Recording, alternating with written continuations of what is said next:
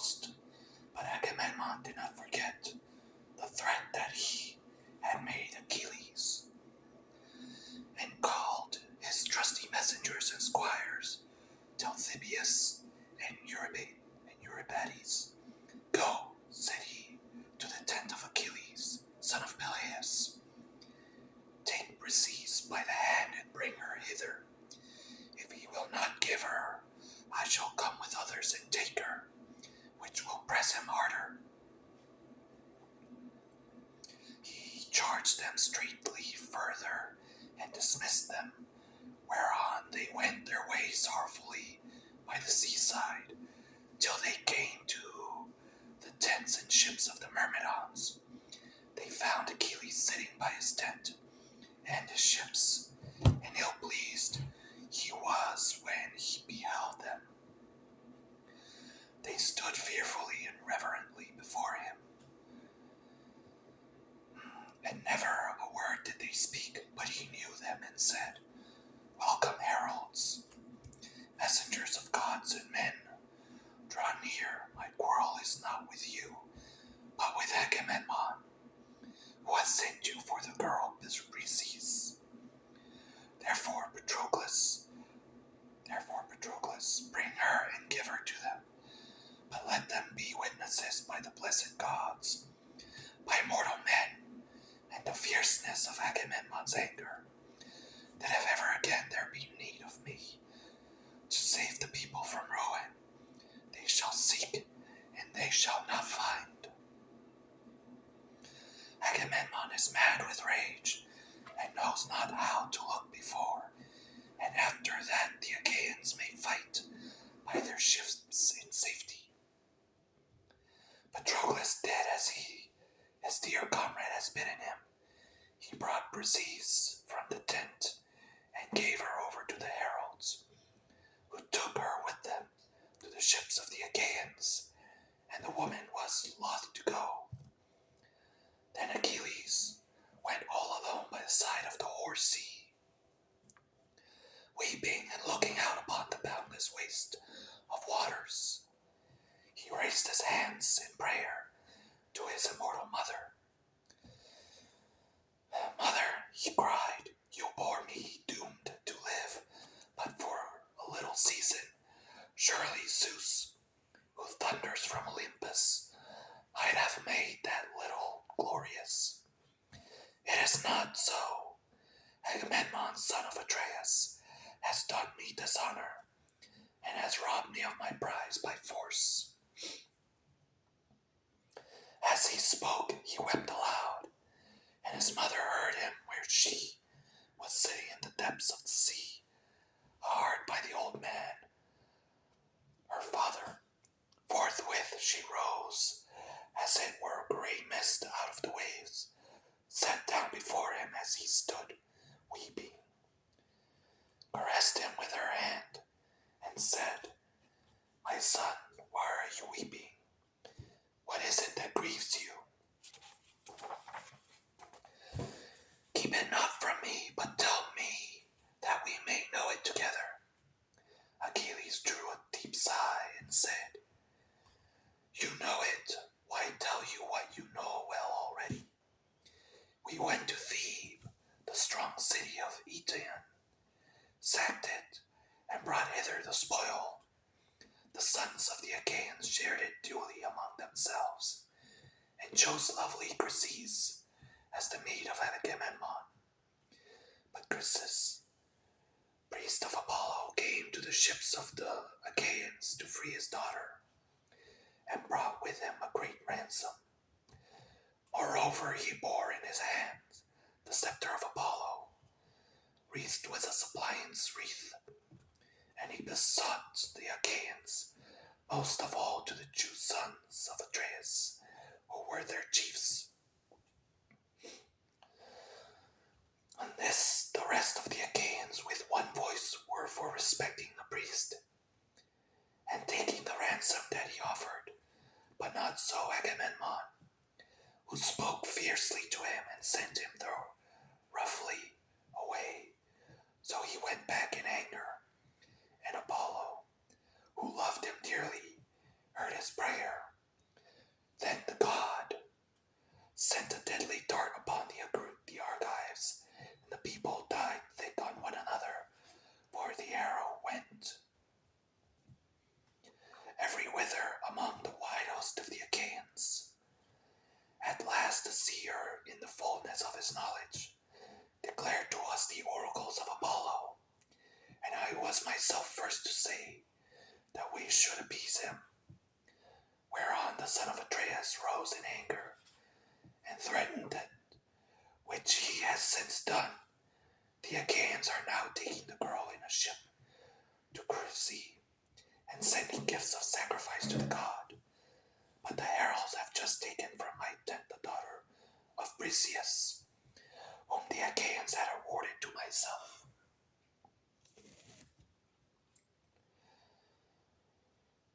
Help your brave son, therefore, if you are able. Go to Olympus, and if you have ever done him service in word or deed, implore the aid of Zeus. Oftentimes in my father's house I have heard you glory, in that you alone of the immortals saved the son of Cronus from ruin, when the others with Hera, Poseidon, and Pallas Athene would have put him in bonds. It was you, goddess, who delivered him by calling to Olympus the 100-handed monster whom gods called Briareus. But men, Aegeon, for he is strong even than his father, when therefore he took his seat, all glorious beside the son of Cronus. The other gods were afraid and did not bind him. Go then to him, remind him of all this, clasp his knees, and bid him give succor to the Trojans. Let the Achaeans be hemmed in at the sterns of their ships and perish on the seashore, that they may reap what joy they may of their king, and that Agamemnon may rue his blindness in offering insult to the foremost of the Achaeans. Thetis wept and answered, My son, woe is me, that I should have borne or suckled you. Would indeed that you had lived your span free from all sorrow at your ships, for it's all too brief, alas, that you should be at once short of life and long of sorrow above your peers. Woe, therefore, was the hour in which I bore you.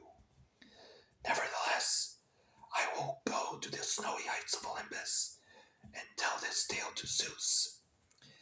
If he will hear our prayer, meanwhile, stay where you are with your ships. Nurse your anger against the Achaeans, and hold aloof from fight. For Zeus went yesterday to Oceanus, to a feast among the Ethiopians, and the other gods went with him.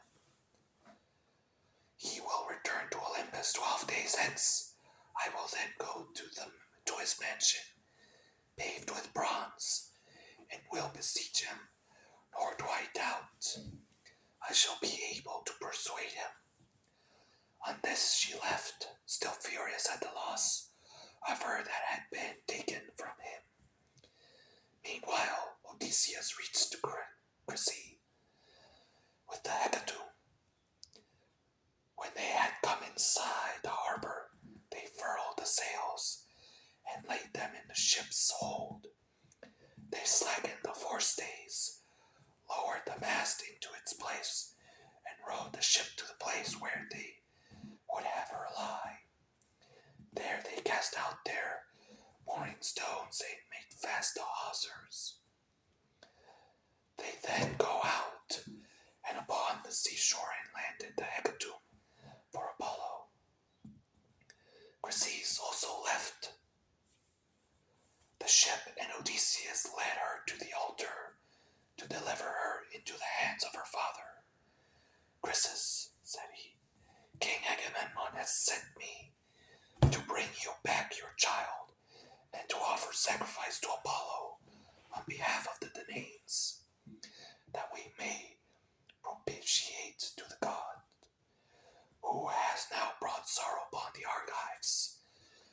saying, he gave the girl over to her father, who received her gladly, and they rang the holy hecatomb, all orderly, round the altar of the god.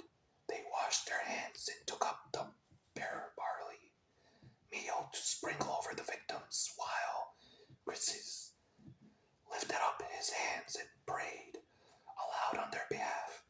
Hear me, he cried, O God of the silver bow, that protectest Chryse and holy Sela, and rulest Tenedos with thy might, even as thou didst hear me aforetime when I prayed, and didst press hardly upon the Achaeans.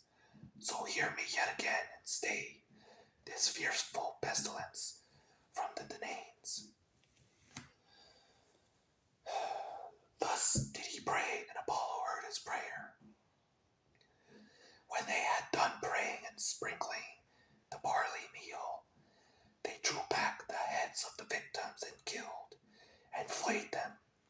They cut out the thigh bones, wrapped them round into layers of fat, set some pieces of raw meat on the top of them, and then Chryses laid them on the wood fire and poured wine over them, while the young men stood near him with 5-pronged spits in their hands.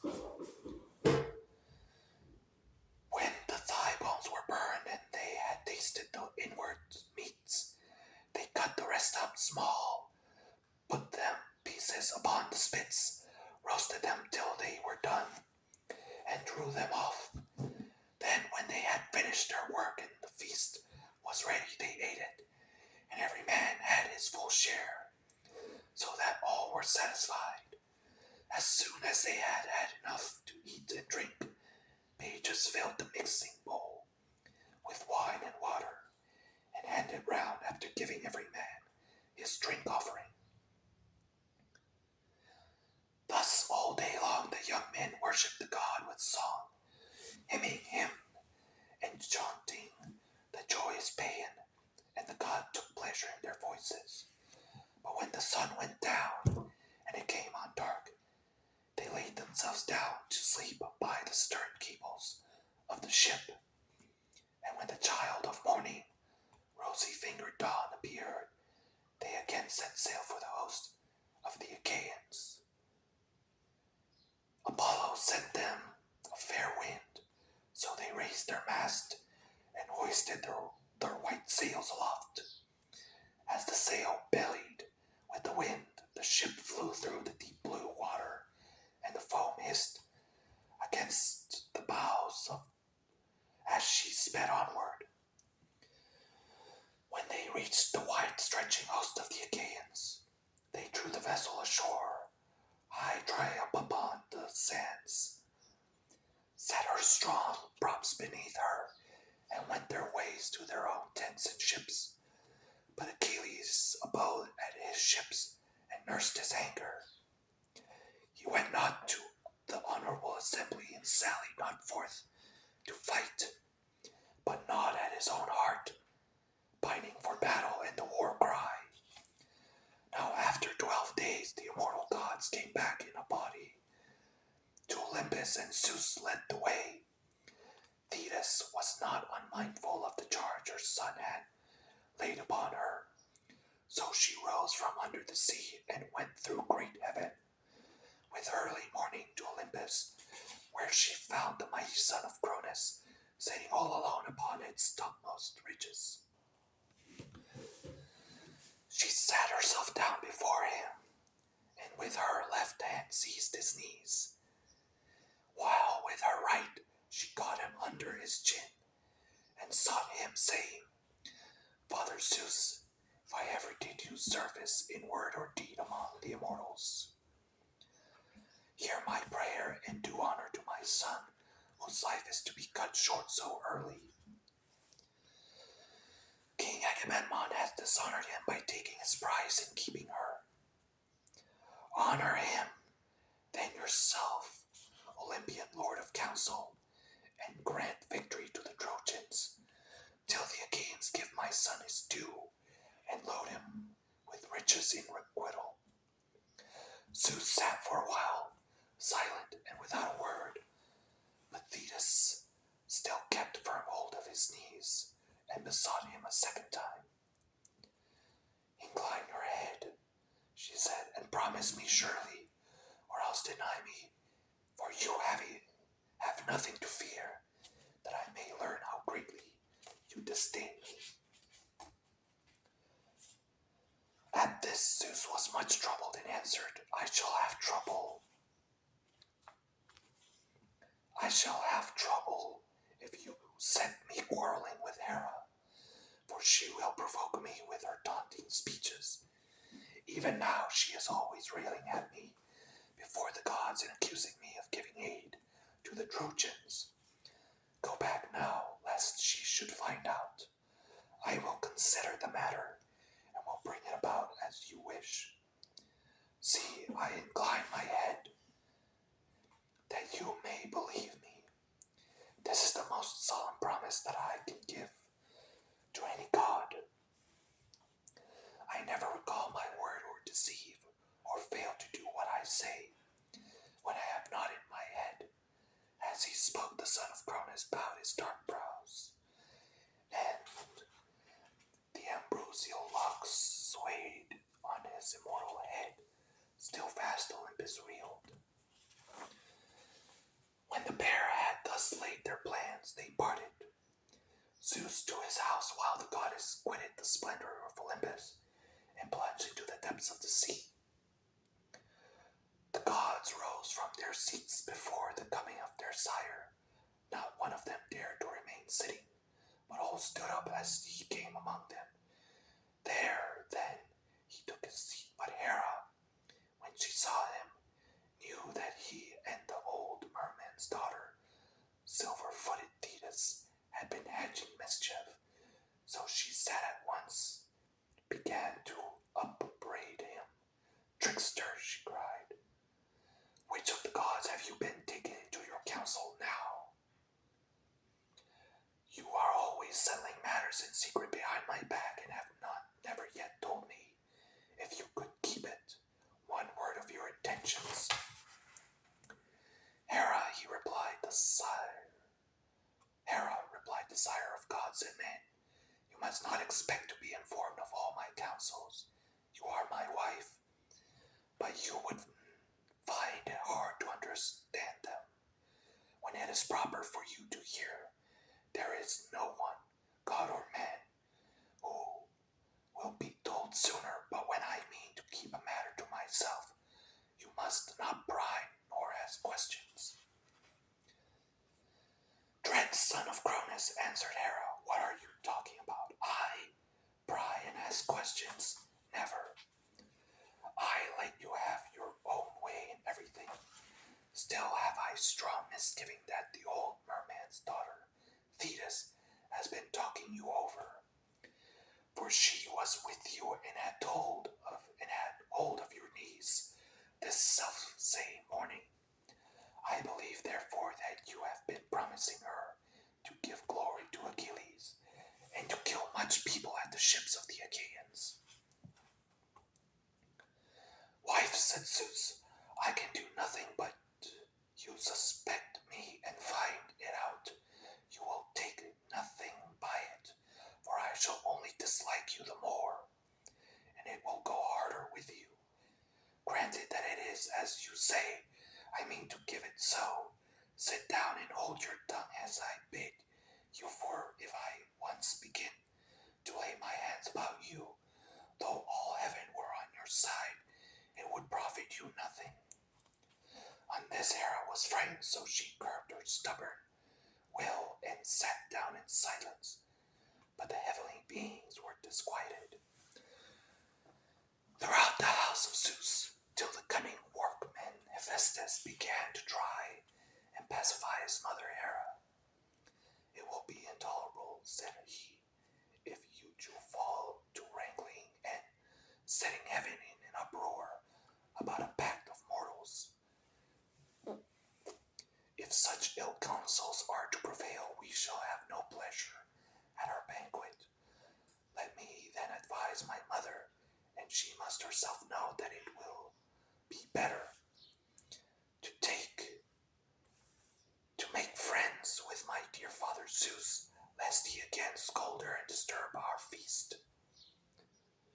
If the Olympian Thunderer wants to hurl us all from our seats, he can do so, for he is far the strongest. So give him fair words, and he will then soon be in a good humor with us. As he spoke, he took a double cup of nectar and placed it in his mother's hands. Cheer up, my dear mother, said he, and make the best of it. I love you dearly and should be very sorry to see you get a thrashing. However grieved I might be, I could not help, for there is no standing against Zeus. Once before, when I was trying to help you, he caught me by the foot and flung me from the heavenly threshold. All day long from morn till eve, I was falling, till at sunset I came to ground in the island of Lemnos. And there I lay, with very little life left in me, till the Sintians came and tended me. Hera smiled at this, and as she smiled, she took the cup from her son's hands. Then Hephaestus drew sweet nectar from the mixing bowl and served it round among the gods, going from left to right, and the blessed gods laughed out a loud applause as they saw it bustling about the heavenly mansion. Thus through the livelong day to the going down of the sun they feasted.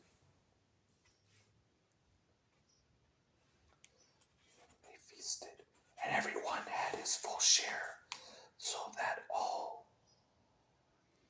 were satisfied. Apollo struck his lyre, and the muses lifted up their sweet voices, calling and answering one another. But when the sun's glorious light had faded, they went home to bed, each in his own abode, which lame Hephaestus with his consummate skill had fashioned for them. So Zeus, the Olympian Lord of Thunder, hied him to the bed in which he always slept, and when he had got on to it, he went to sleep with Hera of the Golden Throne by his side. And we are right now at Book 2, so I think I'll stop there for now. If you enjoyed this video, please like and subscribe.